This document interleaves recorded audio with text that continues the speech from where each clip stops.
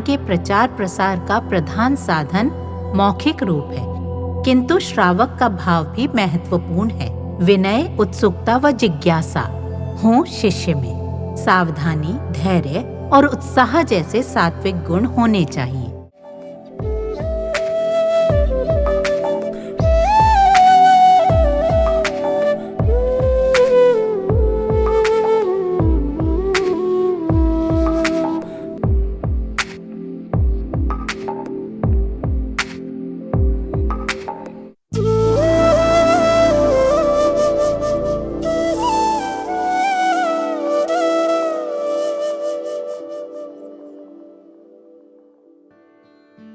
इतिहास कहता है, मगध में हुए महान आचार्य चाणक्य ने अर्थशास्त्र के प्राचीनतम सूत्रों का संकलन और कुछ नए सूत्रों का सूत्रपात भी किया था।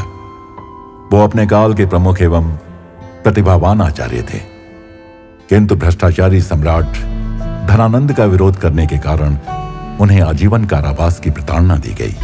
अतः उनकी मृत्यु हो गई और उनकी मृत्यु से राज्य में विद्रोह न हो जाए, इस आशंका से उन्हें राजद्रोह का अपराधी कहकर निष्कासित घोषित कर दिया और उनकी मृत्यु के समाचार को गोपनीय रखा गया।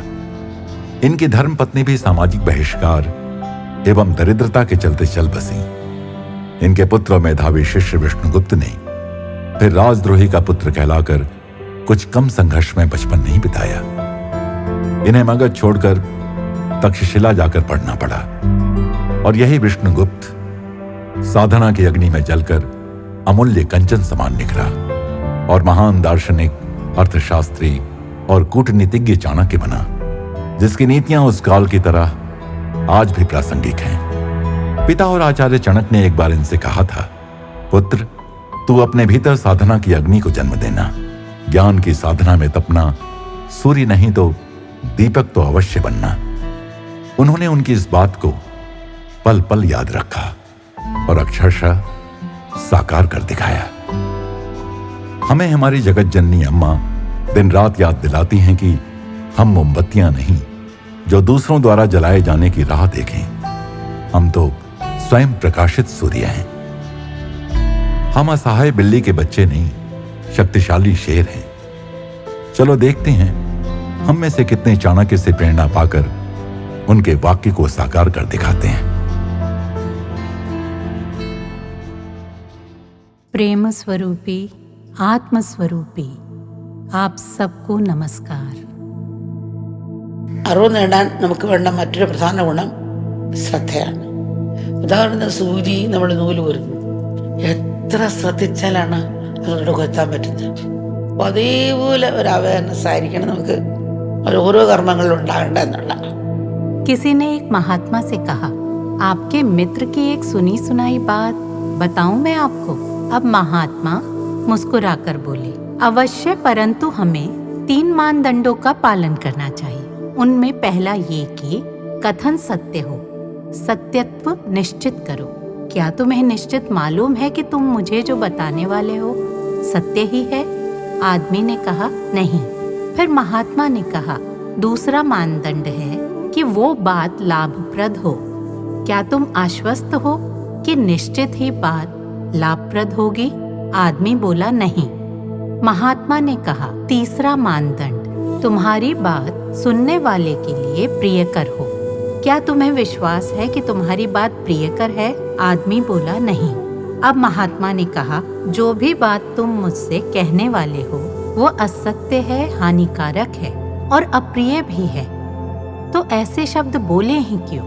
जैसे कोई डायमंड की रिंग 15 साल पहने रखे फिर कोई कहे नकली है तो विश्वास कर ले, वैसे ही एक क्षण ही काफी है झूठी अफवाहें सुनकर निराशा हताश में मन को डुबाने के लिए। एक भजन में प्रार्थना है, देवी मैं तुम्हारे भक्तों में ही सदा अपने मित्र बंधु पाऊं, यानी साधक सदा सत्संगी लोगों का ही संग करे, साधना के पथ पर यूं चले जैसे अंखोड़ा बांधे घोड़ा। साधक सावधान रहे कि अनावश्यक बातों पर ध्यान ही ना दे, क्योंकि बड़ी मुश्किल से मन को संयमित किया कठिन साधना करके, पर पल भर भी नहीं लगता भटकने में। एक बार किसी ने अफवाह फैला दी, नजदीक ही एक चट्टान गर्भवती है और सुनना था कि लोग उधर ही भागे।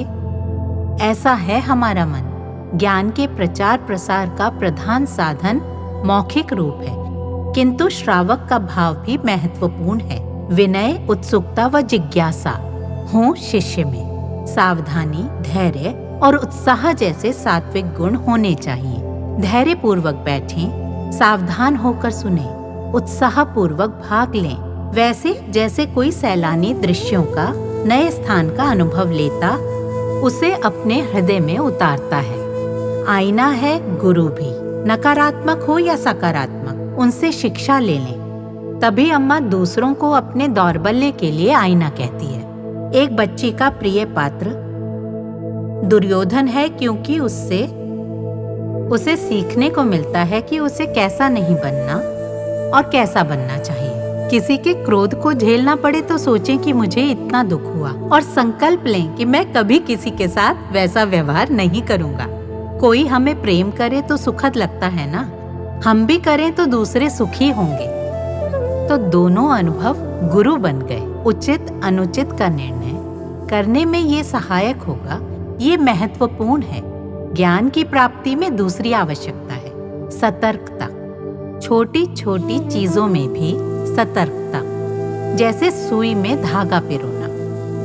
कितनी सतर्कता चाहिए धागा पिरोने में। छोटी सी सुई फटे पुराने कपड़ों को जोड़ दे। इसे उठाने में सतर्कता, इस्तेमाल करने में सतर्कता। ऐसी सतर्कता हमें अपने सभी कर्मों में बरतनी चाहिए। जैसे हम आग के सामने खड़े हों या नंगे तार के पास, उतनी सतर्कता हम में हो। इस पर अम्मा को माँ की याद आती है। बचपन में आंगन में झाड़ू लगाते समय झुककर लगाना पड़ता था। हर झाड़ू में 300 तिनके होते थे। आंगन बुहारते समय कभी एक भी तिनका गिर जाता तो मेरी माँ दौड़ी आती और झाड़ू से पिटाई करने लगती। वो कहती, आज एक, कल एक, कुछ दिनों में झाड़ू खत्म हो जाएगी। तब अम्मा के मन में विचार कौंधा, अरे अम्मा की माँ हर तिनके में झाड़ू देखती थी। झाड़ू में तिनका देखना कितनी मामूली सोच। एक घटना याद आती है। फांसी से पहले एक अपराधी से अंतिम इच्छा पूछी गई तो उसने अपनी माँ से मिलना चाहा, मानो कुछ कहने के लिए। उसके कान की ओर झुका पर काट खाया। बोला, बचपन में तुमने मेरे कान खींचे होते तो आज मैं फांसी के फंदे पर ना होता। तो जब गलती हो तब बतानी आवश्यक है, अन्यथा उनका अहित ही होगा। गलती छोटी हो तो भी बताएं।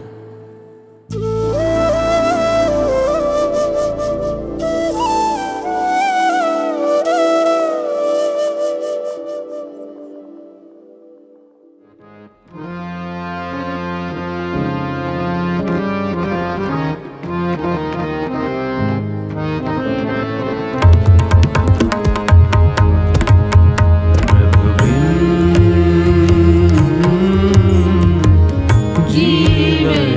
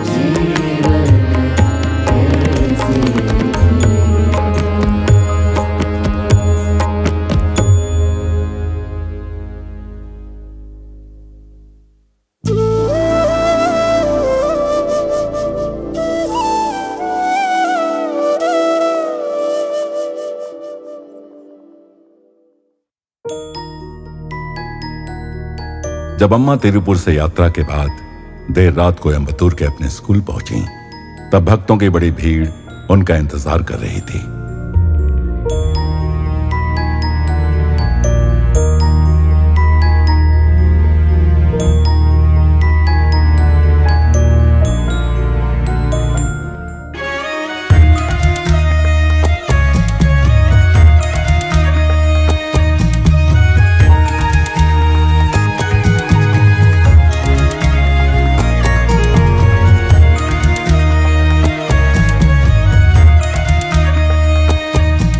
अम्मा जानती हैं कि उनके भक्त दिन रात सेवा में लगे रहते हैं ताकि अम्मा के कार्यक्रम सफल हो सकें। अम्मा का हृदय तुरंत अपने सभी सेवक बच्चों के लिए उमड़ पड़ा और उन्होंने उनके साथ कुछ समय बिताने का निर्णय लिया। अम्मा सीधे मंच की ओर चलीं और तत्पश्चात सभी को प्रसाद वितरित करना शुरू किया।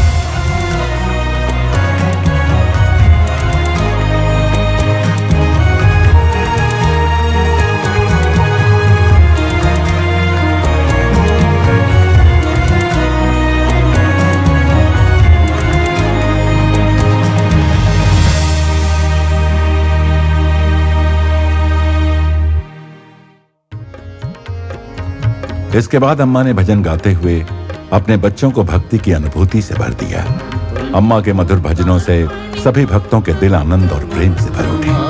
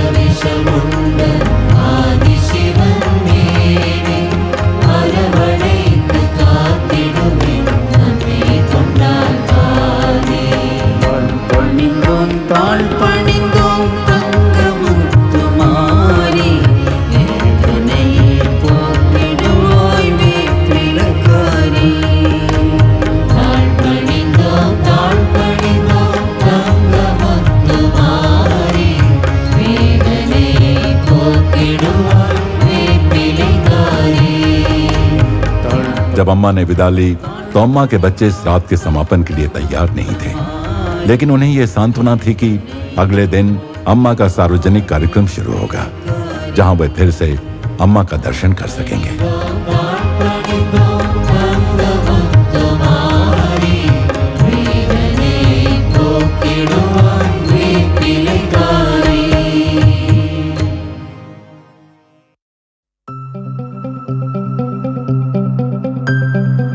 कोयम्बतूर, जिसे दक्षिण भारत का मैनचेस्टर कहा जाता है, तमिलनाडु का प्रमुख शहर है और केरल की सीमा के निकट स्थित है। पश्चिमी घाटों से घिरा यह शहर सुखद जलवायु का आनंद लेता है और नय्यल नदी के द्वारा प्रवाहित होता है। कोयम्बतूर भारत के 7 बड़े शहरों में शामिल है। ये अपने वस्त्र, इंजीनियरिंग और निर्माण उद्योगों के लिए प्रसिद्ध है और अब आईटी और शिक्षा का केंद्र बनता जा रहा है। ये व्यापारिक दृष्टिकोण से भी महत्वपूर्ण स्थान रखता है और यहाँ से आभूषण, ऑटो कंपोनेंट्स आदि का सबसे अधिक निर्यात होता है। तमिलनाडु के पर्यटक स्थलों में कोयम्बतूर का खास स्थान है, जहाँ पर्यटक सुंदर पहाड़ी स्थलों की ओर आकर्षित होते हैं।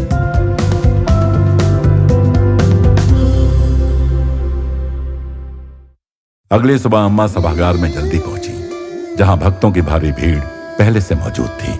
अम्मा के कोयम्बतूर यूनिवर्सिटी के छात्र भी उनका स्वागत करने के लिए वहां एकत्रित थे। बच्चों की भीड़ को देख अम्मा का हृदय पिघल गया और सभी के प्रति प्रेम से ओतप्रोत हो उठा।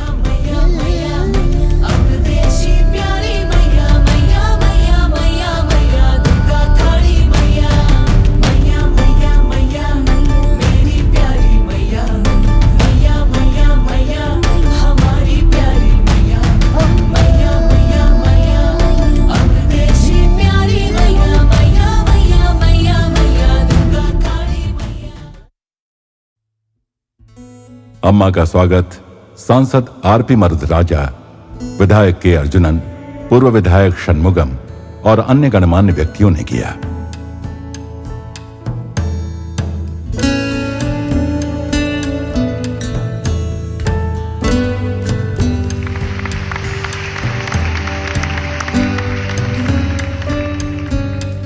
நாட்டில் எத்தனையோ ஆன்மீக ஆண்டவர்களும் சான்றவர்களும் இருந்தாலும் கூட मैं इस अवसर के लिए हार्दिक आभार व्यक्त करता हूँ। हमारे देश में कई आध्यात्मिक गुरुओं का निवास है, लेकिन माता अमृतानंदमयी देवी ही हैं जिन्होंने समय पर मानवता की सेवा कर लाखों लोगों को राहत प्रदान की है। अम्मा की सेवा गतिविधियां जो आध्यात्मिकता में निहित हैं, अनुपम हैं। पिछले 42 वर्षों से अम्मा ने न केवल भारत में बल्कि अमेरिका जैसे देशों में भी करुणा और प्रेम का संचार किया है, जैसे उन्होंने तूफान कैटरीना के समय किया था। अम्मा की सेवाएं शिक्षा, स्वास्थ्य और आपदा राहत तक फैली हुई हैं। जरूरतमंदों को भोजन के साथ साथ शिक्षा देना अम्मा की प्राथमिकता रही है। उनके द्वारा स्थापित स्कूल बच्चों को मूल्य आधारित शिक्षा प्रदान कर रहे हैं। आपदाओं के समय भी अम्मा ने बढ़ चढ़कर मदद की है, जिसमें सुनामी प्रभावितों के लिए 2000 घर बनवाना और चेन्नई की बाढ़ राहत के लिए 5 करोड़ रुपए दान देना शामिल है। अम्मा ने नमामि गंगे परियोजना के लिए 100 करोड़ रुपए का योगदान देकर पर्यावरणीय पहल में अपनी प्रतिबद्धता दिखाई। यहाँ तक कि सरकारी परियोजनाओं से पहले ही अम्मा ने अमल भारतम परियोजना के तहत पूरे भारत में 1 लाख शौचालयों का निर्माण कराया। अम्मा के शैक्षणिक संस्थान, विशेष रूप से कोयम्बतूर का एटिम डे परिसर, उत्कृष्टता और मूल्यों का प्रतीक है। अमृता अस्पताल कोच्चि, जो बड़े निवेश के साथ स्थापित हुआ, जरूरतमंदों को मुफ्त में विशेष उपचार प्रदान करता है। अम्मा की सेवा कार्य वास्तव में करुणा की जीवंत मिसाल है। हम प्रार्थना करते हैं कि अम्मा का मिशन मानवता को इसी प्रकार प्रेरित करता रहे और उनकी सेवाएं अनवरत जारी रहें। हम अम्मा के कार्यों के प्रति अपना सम्मान प्रकट करते हैं और उनके सफल भविष्य की कामना करते हैं। इसके बाद अम्मा ने अपने सभी बच्चों को दर्शन देना शुरू किया।